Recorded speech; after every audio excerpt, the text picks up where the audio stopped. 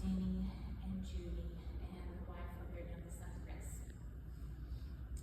And today we gather here with heavy hearts and grateful spirits to honor and celebrate the life of Denny, or as many of us know him, the Denny.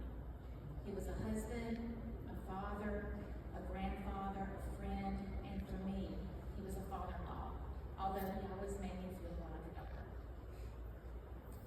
Denny was the kind of person you'd never forget, not just because of his legendary sense of humor or quick wit, but because he made you feel loved. He made you laugh often when you needed it most. His jokes were oftentimes very corny, sometimes sharp, but were always delivered with love, because that's who Denny was. Someone who just wanted to make sure everyone around him was fine. He and Judy, married just over 58 incredible years, were always present for us. And when I say present, I don't mean just physically, though they were that too. I mean invested, engaged, and committed, whether it was showing up for big life moments or small, day-to-day ones that truly matter, they were there always. I remember when Chris, my husband, got his job with the Secret Service. It was a big move, exciting and overwhelming, and more than just a little stressful.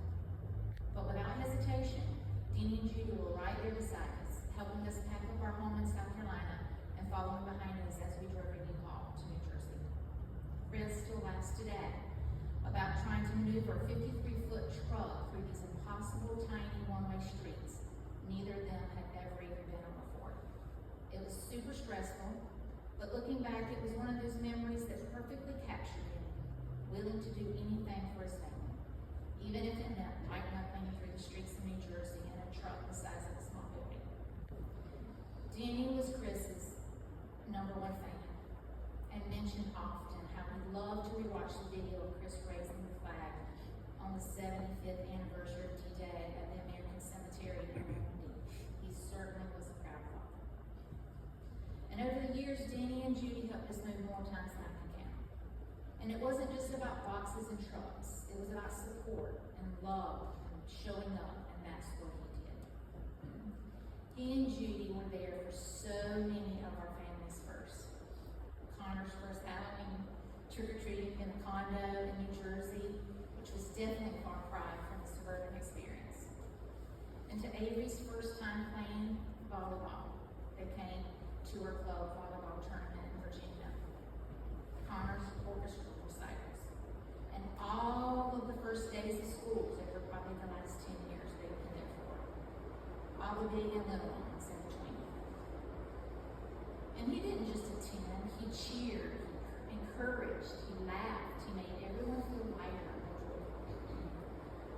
One of the first signs of Denny's magic was watching the bond he formed with our dog Cooper. Now, Cooper is famously selective with his affections.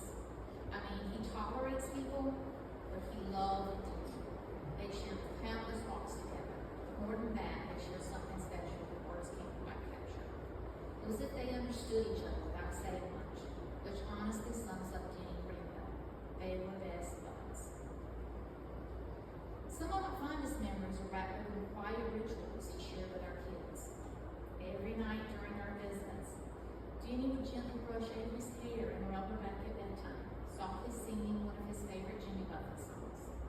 His voice was warm and low, like a lullaby that only grandfathers know how to sing.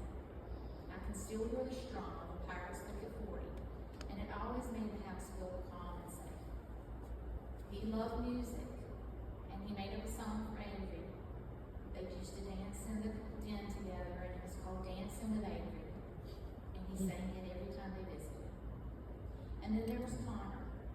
Denny made sure every summer trip included crab legs, a trip to Savannah's Park, and a few rounds of putt-putt. There was no debate and no delay. It wasn't just a tradition, it was Grandpa's love disguised as fun and a little competition where the first hole in one earned a gold. Now, I could stand up here for hours and still not touch every moment, every laugh, every small act of kindness and care.